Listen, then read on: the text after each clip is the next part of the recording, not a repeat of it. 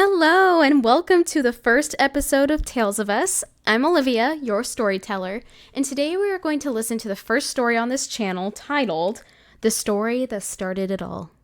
It is titled that because this is the story that inspired me to start this channel. This story will be a two-parter, and I am so sorry about that, but I promise it will be worth it. It is pretty crazy, especially in the second part. Before we start, there are a couple of things I would like to say. One, the names in the story are not their actual names for privacy reasons. And two, sadly, this first story has a trigger warning because of the involvement of SASH in the story. So please take care of yourself, whether that is taking some breaks during the episode or maybe it's just skipping it altogether. Please do whatever feels right for you. Today I'm going to talk about my first week of college. Going into college is exciting. You get a sense of freedom, independence, and get to choose what you want to learn. What makes it better is when you have friends from high school that decide to go to the same college as you. In my case, all my friends attended different colleges, so it truly felt like I was starting over. When I got to Centen, my college dorm, I was the first one to my dorm. I had another roommate that hasn't arrived yet. I was kind of nervous at the time because I feel like I'm in the middle of being an extrovert and an introvert. So whatever that name is, that's what I am. So I wasn't sure how making new friends would go for me. A little bit later, I met my roommate Serenity. She was very sweet and shy.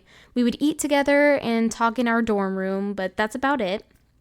Luckily for her, she had a group of friends that went to the same high school with her, so I started to see her less and less, which had me start feeling that making new friends might be harder than I thought. I called my mom about how I was feeling, and she told me I should go into sorority recruitment. I was pretty hesitant about it, but I did decide to go through with it. It was a lot more fun than I thought it would be. Even better, I met a girl named Maddie. Turns out that we lived in the same dorm, and she lives in her dorm room alone, so she was looking for a friend as well. We started hanging out with each other in the pod area where students go in our dorm room to socialize. From doing that, we met two guys, Hank and Sam. Hank is from a small town, and you can tell because he has a country twang, and I love that about him, and I'm pretty sure I told him that right off the bat. Maddie and I learned from him that he was going to go into education like we were, so we would have the same classes together. He was also going through fraternity recruitment, so we had that in common too, which was nice. Sam, on the other hand, was from a bigger town, kind of similar compared to mine, but his was way bigger. He was a year older than us, but he was also going into education. I also learned that he was going to be on the track team with me, and he was a sprinter as well, which made me feel a lot better that I'd have someone I knew at track practice. And all of us together became a very tight group of 4. It was pretty awesome. While walking around the dorm, I ran into 2 guys that I knew from high school. Their names were Dominic and Dominic, which yes, they were best friends, and they had the same name. Iconic. I actually hung around with both of them quite a bit outside of school in a group in middle school and high school because I was dating their friend Jace at the time. I never hung out with them one-on-one though. One of the Dominics asked me to hang out with him. I said sure. I didn't find it weird at all because we've known each other since middle school, so I didn't think anything of it. Dominic came over and a couple times, and then it hit that third time. I want to let you know that this is the point where the SASH happens or begins to happen. So if you need to skip ahead, please do. Dominic came over and it was a casual conversation, but then it went weirdly quiet, almost abruptly in a sense. I asked him if everything was okay. He stayed quiet. Then it almost felt like slow motion. He leapt onto me so that I was laying flat on my back. Calmly, I said, "Are you okay? We can talk. We're friends." He looks at me with a look that I would say came off as pity and responds with, "You have always wanted this." I froze and I tried to utter, "What are you talking?" He cut me off. Jace, you never wanted to date him. It was a mistake. I would watch him with you and it would make my blood boil. He would talk about you to me and it should have been me. I would have treated you better. I bet you didn't even like him. You just wanted to date him to get through to me. I lay there frozen and unsure how to respond. And while I was shocked, he took a deep breath. I'm assuming to calm down from his outburst. Then he slowly moved his left hand down my waist and onto the button of my pants and was circling it with his pointer finger. Dominic, don't, I said, rather calmly. He looks at me with gentle eyes and says, it's what we've always wanted. At this point, this is why I said SA or SH, because I am completely blank on what happened physically, but I fully remember what happened mentally, if that makes sense. I was realizing that if I don't think of something quick, the situation will get worse. I thought I could push him off, but then I was like, that's stupid. He's well over 200 pounds and I was only 120 pounds. That wouldn't work out so well. Then it came to me that we were in a dorm room with a lot of people.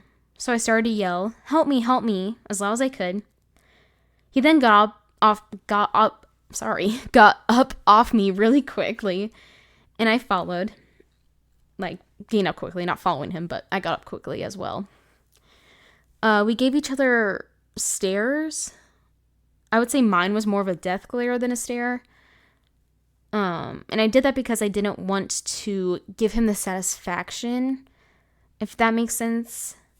Like, I don't know. To me, it was trying to make sure that he didn't feel like he won the situation of what was happening. I don't know if that makes any sense.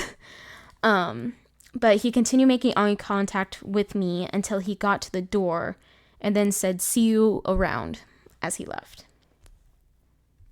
I went to the door and locked it, and then I began to shake. I was so confused why this was all happening since we known each other for so long. Something that I thought about while pacing the room was the feeling that, while I was pacing the room, was the feeling I got that he has done this before, just by the face he gave me. It was like, almost like a deer in the headlights is probably the best way I would put it. And then this is sad, but to me, it came off as like he was expecting me to stay frozen and was shocked that I didn't. So it made me feel like he's done it before. I'm not sure. I do want to say though, at that point in time, I didn't feel this way, but I'd say right now, I was pretty proud of myself at the time for staying strong during the situation. So I didn't give him the satisfaction. You know, it's one of those things where it's like you regret the situation. I don't know. You almost feel like it is your fault when, of course, it isn't your fault for that to happen to you. I don't know.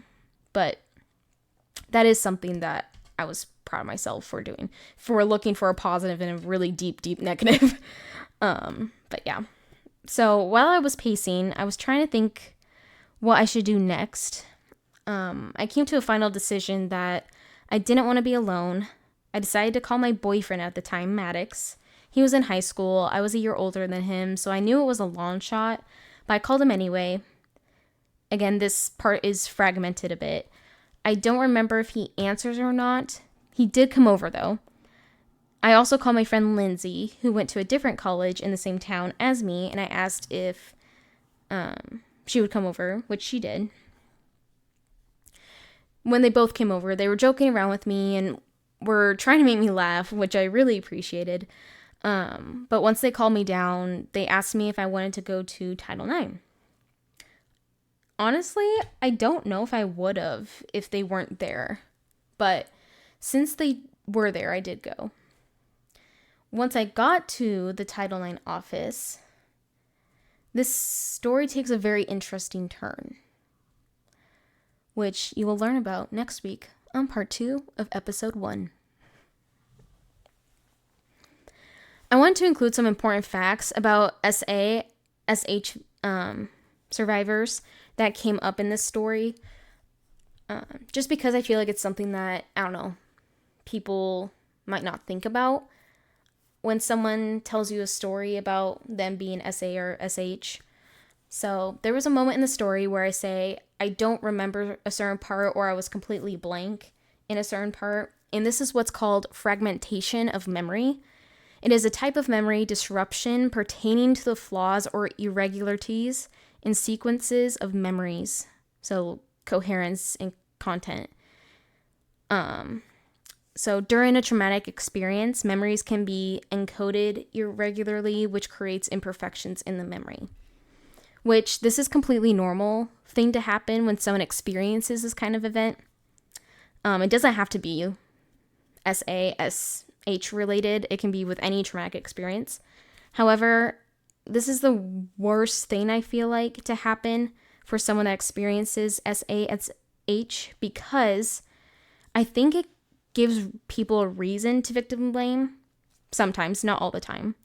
Definitely varies by person, but it does give people a reason to victim blame because it comes off as them lying, or that they might forget important pieces to where they feel like they can't report it.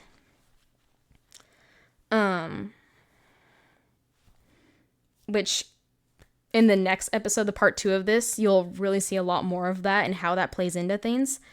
So we'll go more into this in the second part of this episode. And I promise you, it is very interesting to see how this all plays out. I really do. It's really beneficial to listen to. I promise. But in light of that, thank you so much for listening. Please give a like or subscribe if you enjoyed this first episode. There's also a link in the description if you would like to submit your story. I hope you join us on the next episode here at Tales of Us, where our stories unite. If you are in need of support, here are some resources to help you. The National Sexual Assault Hotline, 1-800-656-4673. There's also 2 websites, National Sexual Violence Resource Center and Sexual Assault Kit Initiative. Thank you so much for joining us here at Tales of Us.